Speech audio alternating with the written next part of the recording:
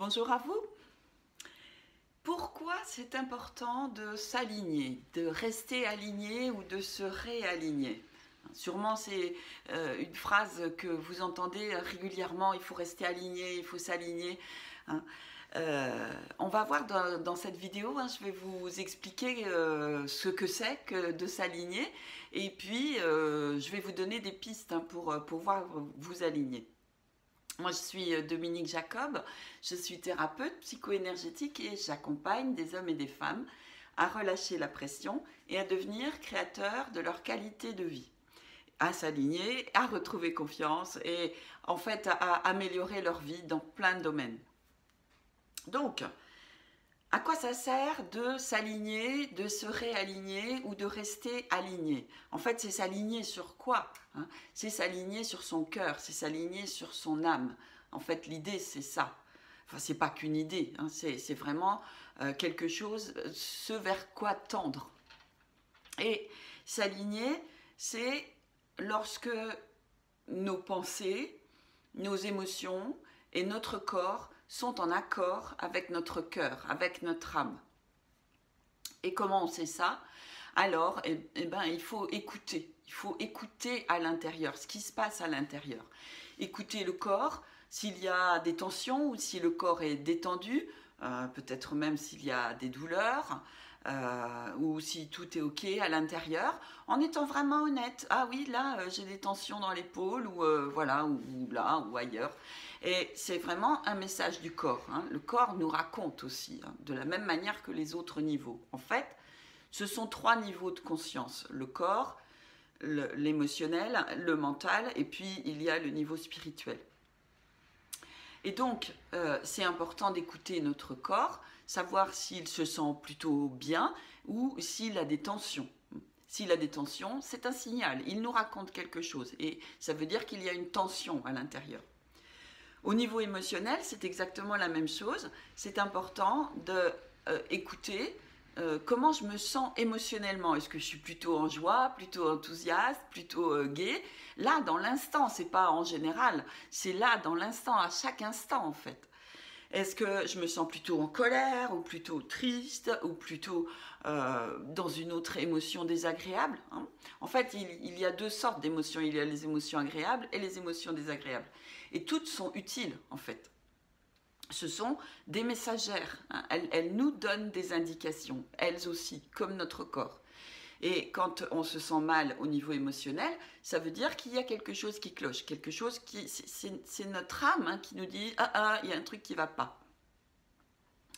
Mais je vais détailler ça plus tard. Et puis, au niveau de nos pensées, au niveau du mental, quelle est la nature de mes pensées? Est-ce que mes pensées me font plutôt du bien ou est-ce que ce sont des pensées plutôt joyeuses ou est-ce que mes pensées sont plutôt des pensées qui me font du mal, des pensées sur moi, des pensées sur les autres ou des pensées sur la vie ou ce qui se passe dans l'environnement? Donc, à quoi ça sert de s'aligner et d'être à l'écoute de ces différentes parts de nous? En fait, ça sert à se sentir bien, à apprendre à aller bien, à apprendre à... C'est ça, aller bien et c'est vraiment à rester confiant à quoi qu'il se passe autour. Et c'est dans la période actuelle où c'est vraiment bouleversant parfois, on a vraiment besoin d'apprendre à s'aligner sur ce que veut notre cœur, ce que veut notre âme pour nous dans cette période particulière et d'apprendre à aller le mieux possible. En fait, le guide, c'est la joie. Notre cœur, notre âme nous raconte ça. Alors, en fait, c'est important quand on ne se sent pas en joie. Donc déjà, c'est de s'en rendre compte au niveau émotionnel ou au niveau physique quand il y a des tensions. Et la première des choses à se dire, c'est à quoi je pense? À quoi je pense et comment j'y pense? Ça, c'est vraiment une clé majeure. C'est de se demander à quoi je pense, si je me sens mal, à quoi je pense et comment j'y pense. Parce que c'est pas forcément la situation qui fait que vous vous sentez mal, C'est pas forcément ce que vous dit l'autre qui fait que vous vous sentez mal, c'est ce que vous pensez à propos de ça, à propos de ce que vous dit l'autre, à propos de vous, à propos de la situation. Par exemple, quelqu'un vous fait une réflexion et vous vous dites il se fout de ma gueule. Voilà. Et puis, vous répétez ça, vous répétez la phrase qu'il vous a dit et vous continuez à vous dire des dizaines, des centaines de fois, mais il se fout vraiment de ma gueule quand il me dit ça. Alors, en fait, est-ce que c'est ce que vous a dit l'autre qui vous fait du mal ou est-ce que c'est ce que vous dites, vous, en vous disant « il se fout de ma gueule » Et peut-être même que vous allez partager ça à votre meilleur ami. Ouais, tu te rends compte, il m'a dit, nanana, nanana. Et ça continue, et ça continue. Et vous continuez à vous répéter ça. En fait, est-ce que c'est vrai qu'il se fout de votre gueule? Peut-être pas. Ça, c'est vous qui l'imaginez. C'est vous qui l'imaginez. Alors oui, évidemment, il peut y avoir des indicateurs avec le ton, avec plein de choses. Mais même s'il y a le ton, vous ne savez pas pourquoi l'autre vous fait cette réflexion. En fait, il faudrait lui demander. C'est ça qui serait le plus simple. Ou un autre exemple, c'est vous pensez « Ah non, je ne vais pas dire ça parce que je vais avoir l'air bête. » C'est peut-être même pas vrai. Et puis qui est-ce qui dit que vous allez avoir l'air bête? Peut-être c'est juste une peur que vous imaginez que les autres vont penser que vous avez l'air bête. Ou peut-être c'est vous qui allez vous juger. Est-ce que c'est juste de vous juger? S'il y a cette pensée qui est venue et qui vous dit de dire ça, alors pourquoi vous ne le diriez pas? Peut-être c'est pas bête. C'est juste un jugement de votre part. Et une peur d'être jugé des autres. Mais c'est votre imaginaire. C'est pas la réalité. C'est pas la réalité. Hein. En fait, le manque de confiance en soi est souvent lié à ce genre de pensée. Hein. La personne se dit, quand on se dit quelque chose, hein, c'est une pensée. La personne se dit, ah ben non, je vais pas dire ça parce que je vais avoir l'air bête. Ah ben non, je vais pas faire ça parce que qu'est-ce qu'ils vont penser de moi. Ah ben non, je vais pas faire ça parce que je vais pas savoir. Ce ne sont que des pensées. Tout ça, ce sont des pensées. En fait, quand vous vous sentez mal, c'est la première chose, c'est de vous demander à quoi je pense et comment j'y pense. Et 99 fois sur 100, c'est que votre pensée n'est pas ajustée. Alors, comment ça se fait? En fait, il y a plusieurs sortes de pensées. Il y a les pensées qui nous viennent du mental et qui sont sur des schémas automatiques. Hein. On a appris, c'est comme des autoroutes, hein, c'est comme tout ce que nous avons appris parce que nous l'avons répété. Ça se fait presque automatiquement. En fait, ce sont des pensées quasiment inconscientes. Hein. Elles viennent toutes seules, on a l'impression qu'elles viennent toutes seules. Mais en fait, non, c'est à un moment donné, on a décidé de penser de cette manière-là. Voilà, une personne me sourit, je me dis, consciemment ou inconsciemment, elle se moque de moi. Peut-être pas. Peut-être qu'elle pense à une blague, peut-être que ça n'a rien à voir avec moi, peut-être que complètement autre chose. Je ne sais pas. Donc, en fait, ce sont des pensées automatiques. Et c'est pour ça que c'est difficile parfois de les repérer. Hein. Moi, je vois avec les nombreuses personnes que j'accompagne ou dans les groupes hein, que j'anime. Hein, je vois, c'est samedi dernier, j'avais un groupe hein, sur l'amour de soi et on est rentré un peu dans le détail sur cet aspect-là, sur comment se dire des bonnes choses à soi ou éviter de se dire des mauvaises choses par rapport à ce que dit l'autre. En fait, si je me dis il se moque de moi, c'est une pensée qui vient automatiquement. En fait, c'est pas la pensée de l'autre qui me blesse, c'est ce que je me dis moi. C'est parce que j'imagine qu'il se moque de moi que ça me fait du mal. C'est pas ce que dit l'autre. Et même si l'autre me traite de nom d'oiseau, hein, est-ce que je suis un oiseau? Est-ce que je suis idiote? Non, je sais que je suis quelqu'un de bien. L'autre peut dire ce qu'il veut, c'est sa pensée à lui, c'est pas la réalité. C'est juste sa manière de penser. Et sa manière de penser, il n'y a pas de raison qu'elle affecte qui je suis. C'est juste sa manière de penser.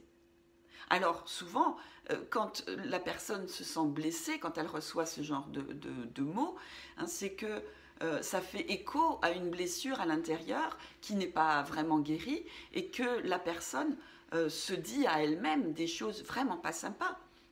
Et donc c'est comme si du coup ce que dit l'autre est la vérité, mais c'est pas la vérité.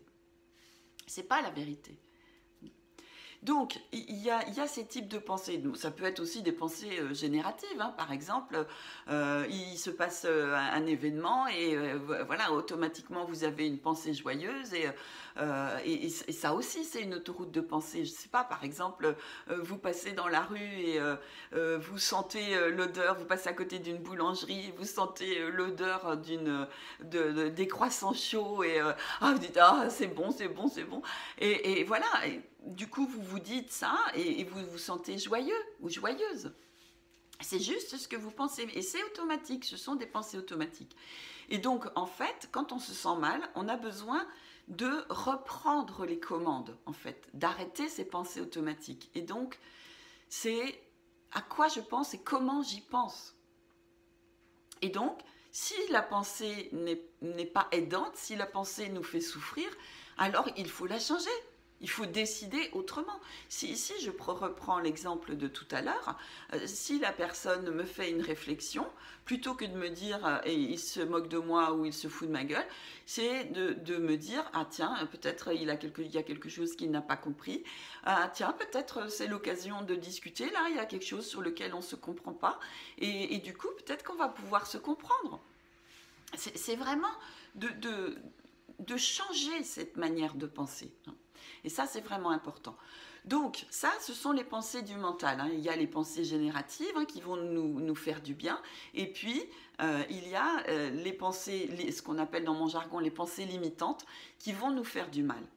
Et donc, toutes ces pensées-là, souvent, elles sont automatiques et c'est important de les entendre et de les transformer si on veut. Parce que il n'y a pas de raison qu'on se fasse du mal avec des pensées. Et puis, il y a les pensées qui viennent de l'intuition ou qui viennent de nos guides. Et il faut savoir faire la différence entre les pensées qui viennent du mental et des différents personnages de l'ego et les pensées qui viennent directement de notre âme. Et très souvent, ce sont les pensées qui viennent de l'ego. Et sauf si on apprend à maîtriser ses pensées. Donc, en fait, une des priorités dans la période actuelle, mais tout le temps, mais particulièrement dans cette période actuelle, parce qu'il y a beaucoup de bouleversements, il y a beaucoup de choses qui changent, il y a beaucoup de choses différentes, et donc ça nous demande de nous adapter, de nous réaligner pour nous sentir bien, quelles que soient les circonstances extérieures. Et donc, de surveiller nos pensées et de mettre à la place des pensées qui vont nous faire du bien. C'est juste de reconnaître, de dire « Ok, bah, ça c'est mon vieux système. Ok, bah oui, quand il me fait une réflexion, je me dis il se moque de moi. Ok, ça c'est mon vieux système. Est-ce que je veux continuer à me faire du mal avec ça? Non. Bon, bah ok, bah alors qu'est-ce que je peux mettre à la place? Ça c'est vraiment important.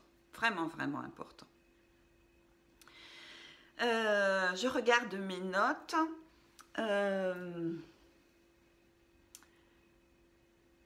Voilà, ben je pense que je vous ai dit l'essentiel hein, sur ce sujet-là. Après, voilà, il y a des techniques pour apprendre à écouter nos pensées. Hein.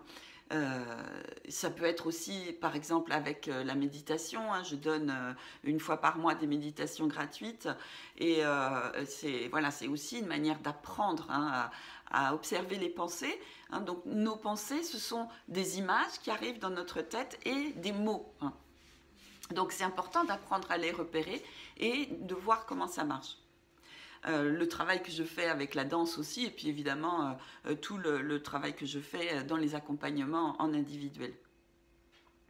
Mais la piste principale, hein, ce qui peut vous aider vraiment, c'est à plusieurs moments dans la journée, c'est de vous dire, ok, comment je me sens là. C'est comme faire une checklist, là, c'est comment je me sens dans mon corps. Est-ce que j'ai des tensions? Est-ce que c'est tout fluide? Est-ce que c'est relâché? Et puis, comment je me sens émotionnellement? Et ça, c'est vraiment important. Si vous vous sentez mal, ça veut dire que ce à quoi vous pensez vous fait du mal. Et donc, c'est de changer ces pensées-là. Après, si vous êtes dans un endroit qui n'est pas favorable, ou par exemple, il y a beaucoup de pression ou beaucoup de violence, évidemment, là, c'est différent. Et en fait, il faudrait vous extraire de cet endroit-là. Mais c'est aussi une indication qui vous est donnée. Si vous vous sentez mal, c'est qu'il faut partir de là aussi. Donc voilà, la première des choses pour vous aligner, c'est de vous poser la question comment je me sens, aussi bien au niveau physique qu'au niveau émotionnel, et c'est quoi mes pensées. Voilà, si vous pensez que cette vidéo vous a été utile et qu'elle peut être utile à d'autres personnes, partagez-la, partagez-la à 3 personnes à qui vous voulez du bien, comme ça leur donnera des éléments pour eux aussi. Et puis abonnez-vous à ma chaîne. Vous devez avoir là un petit icône pour pouvoir vous abonner à ma chaîne. Voilà, il me reste à vous souhaiter de bons alignements et je vous dis à très très bientôt. Au revoir.